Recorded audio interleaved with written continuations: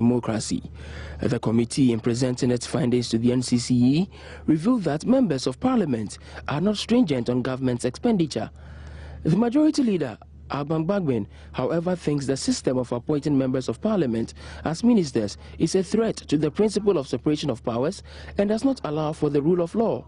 He is therefore calling for a constitutional review to bar the president from picking ministers from parliament. Well, I definitely support the total separation of powers. I don't think it's a threat to our democratic process.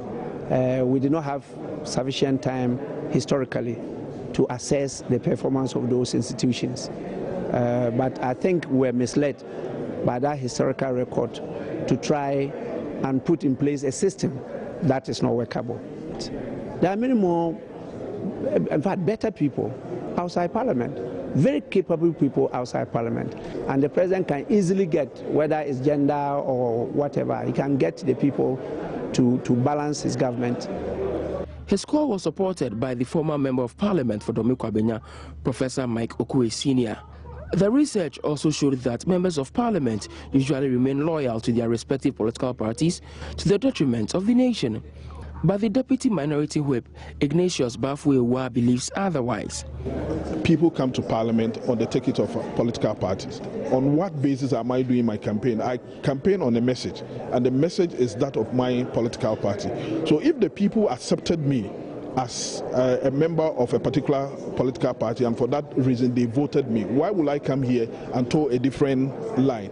That is what I believe. But I want to also believe that when it comes to deliberations on the floor of Parliament, it is not wholly true that we are so partisan. I want to believe that in about 95% of our deliberations, we do it not without recourse to political considerations. The third dialogue of the NCCE focused on how to make the country's parliament better than it is now. Well, we stay with issues of Parliament, and Parliament has started a process that will make all committee sittings open to the public. The sittings in Parliament are usually held in camera, and the details are hardly made public. Majority Leader again, Alban Bagbin, believes making them public is one sure way to make Parliament accountable to the people and ensure Ghanaians have no misconceptions about the lawmakers. We are having a complete overhaul of our standing orders. And one of the changes we are making is to make it an exception, not a rule, for a committee not to permit the media to cover their deliberations. Now it's the other way around. And so many members don't know what is happening at the committee levels. You only know about the Public Accounts Committee, you know about Appointments Committee, and now the Government Assurances Committee is coming out public. But we are extending it to all committees of Parliament so that they can permit you to participate in the committee deliberations. And that is why we are calling on the media to specialize. So you need to focus more on Parliament. You need to specialize so that if you are dealing with Public Accounts Committee, that is where you are.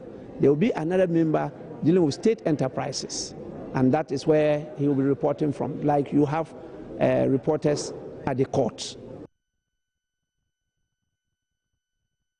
Well, Deputy Chairman of the National Commission on Civic Education, Samuel Ekwuamoah, has called on parliamentarians to engage more with their constituents as a way of enhancing their knowledge of the work of Parliament. His comments come on the back of research findings by the NCCE, suggesting the legislature is not performing too well in its functions of checking the executive. Among the recommendations, we have indicated that there is the need, for instance, for Parliament to engage more and to also, where necessary, legislate.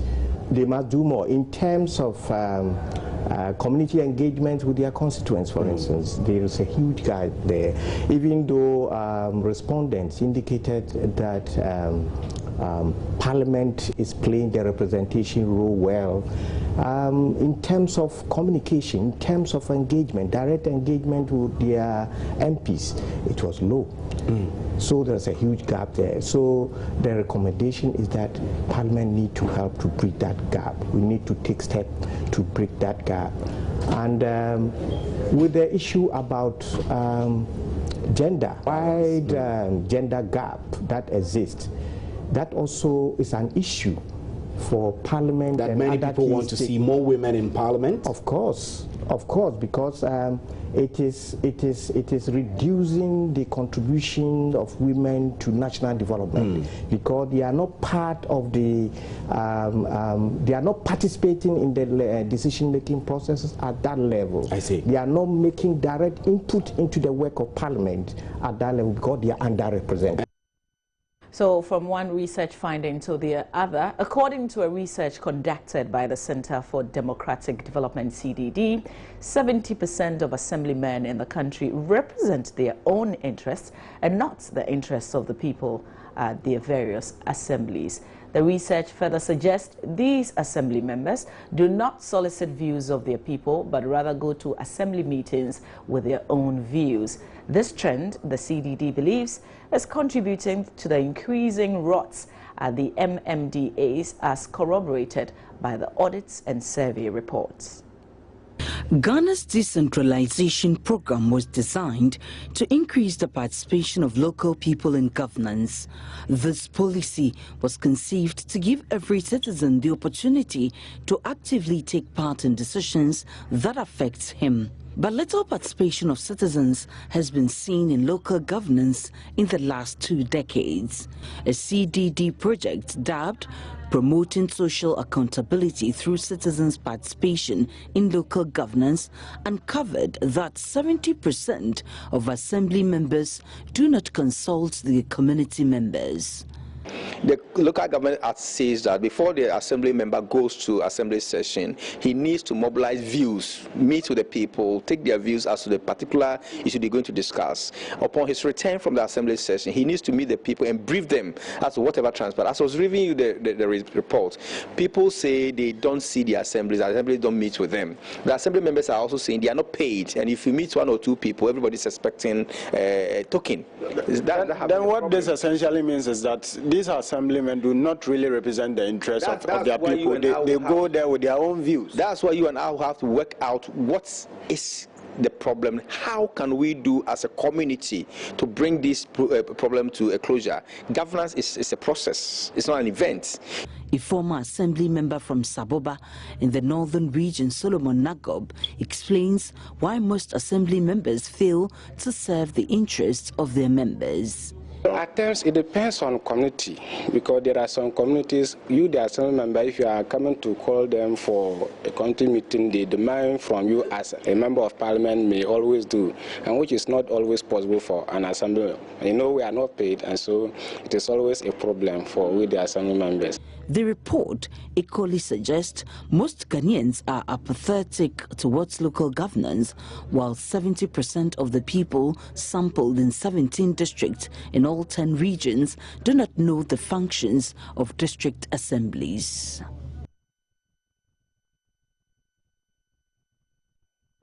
Meanwhile, Dean of Studies and Research at the Institute of Local Government Studies, Dr. Eric Odro-Osai, has endorsed the CDD's revelations that assembly members more often represent their own interests rather than the people they serve. He, however, added that the assembly members cannot be blamed entirely for this behavior.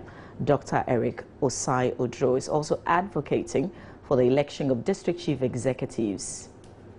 Agree with CDD because most of the assembly members may put their interest, may seem to have put their interest above that of the people they are supposed to represent.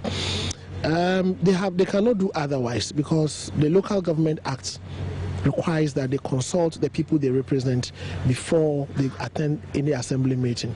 After every assembly meeting, they are expected to give them a feedback. But the question we need to ask ourselves is, what then is the platform because the Constitution, the Act said they should consult. But we know in this our country that if you are going to consult people, you should be prepared to give them refreshment, you should be prepared to hire chairs, you should be prepared to pay them T&T. The assembly members are not paid. It is voluntary. And no monies are made available for this structured means of consultation. So invariably, the best thing they can do is before they attend assembly meeting, they talk to a few people who are closer to them. After assembly meeting, those who care to know, they give them the feedback. And even if they go to the assembly, on the floor of the assembly, when it comes to voting on issues, because they haven't consulted, they vote what their conscience tells them they should do. In that case, I would want to agree with CDG that they represent their interests. But we shouldn't limit it to the assembly members. We should go back and then ask ourselves, our parliamentarians, do they represent themselves or they represent the constituencies? How many parliamentarians go back to their constituency to consult before coming back to their parliament to vote on an issue? Representative democracy is expensive. So I would want to say that we need to structure and streamline it well. Let us provide a formal platform which should go with resources to encourage people who represent a larger section of the community to consult them, because it is very clear that they represent themselves than the people they represent. Do you feel that the act that establishes DCEs in itself is a problem and that it should be amended? I believe so. I think our local government laws are becoming outmoded with contemporary governance, and we have to review it. But let me also put it on record that I am aware that there is an ongoing review process to consolidate all the local government laws in Ghana. But I'm saying that we should look at the way chief executives are appointed again. The Constitution Review Commission made a recommendation. We should look at the recommendation again vis-a-vis the government white paper. But the government white paper vis-a-vis the Constitutional Review Commission's recommendation does not match. Let us wholly implement the recommendation of Constitutional Review Commission without modifying it. We need to amend and review our local government laws to reflect current governance, because the way we are going, if we are not very careful, participatory democracy would suffer. And you had my colleague Aisha Ibrahim there in the conversation with the Dean of Studies and Research at the Institute of Local Government Studies.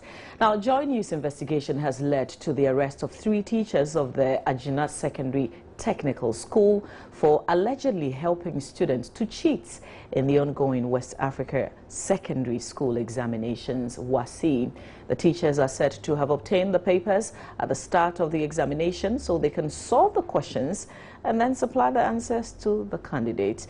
Joy News provided the Criminal Investigations Department of the Ghana Police Service with information leading to the arrest of the 3 teachers. For now, we have arrested 3 people, namely Emmanuel Opare Amwa, a maths teacher, Stephen Obin, a maths teacher, and Gabriel Adai, also animal husbandry teacher. We just picked them this evening, and they are with us here at the CID headquarters to assist in investigations. For now, we took a Canon camera and then their laptop, which we suspect on which they have the questions, and that's what we have brought to the headquarters to assist us in our investigations. Meanwhile, the West Africa Examination Council has described as fake questions being circulated by a syndicate. The syndicate uncovered by Joy News are said to sell questions to schools through teachers and proprietors and charge up to 1,000 cedis per paper. But WAEC says there are all manner of persons claiming to have the questions just so they can take advantage of unsuspecting candidates. Felix Ekofuado is the head of the Test and Administrative Division of WAEC. There's a few of such things have come to our notice. We've had some of the questions ourselves. We have checked them and realized that they are all not true. All the questions that have come to our attention so far are all fake. There are a number of fraudsters who are operating.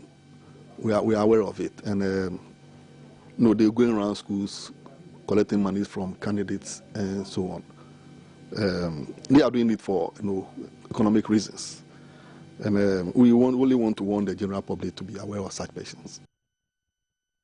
It's amazing. In the U.S. recently, some teachers and heads of institutions were given a sentence up to 7 years for involving themselves in a similar situation. Here, it's for the money, but elsewhere, it's for promotion. Turning our attention to other stories now. A private security guard has allegedly murdered a house help because the deceased turned down his sexual advances.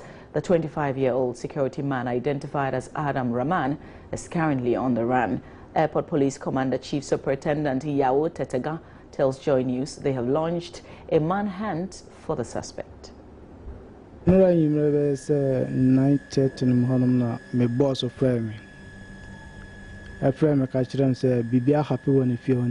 had the news on Monday evening. My boss called to inform me that my sister had been murdered.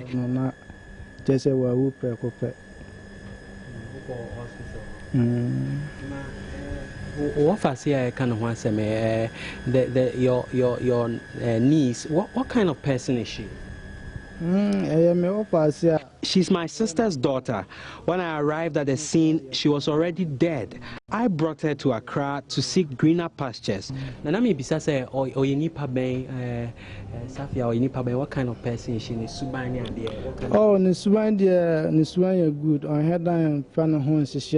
She was a very God-fearing young lady.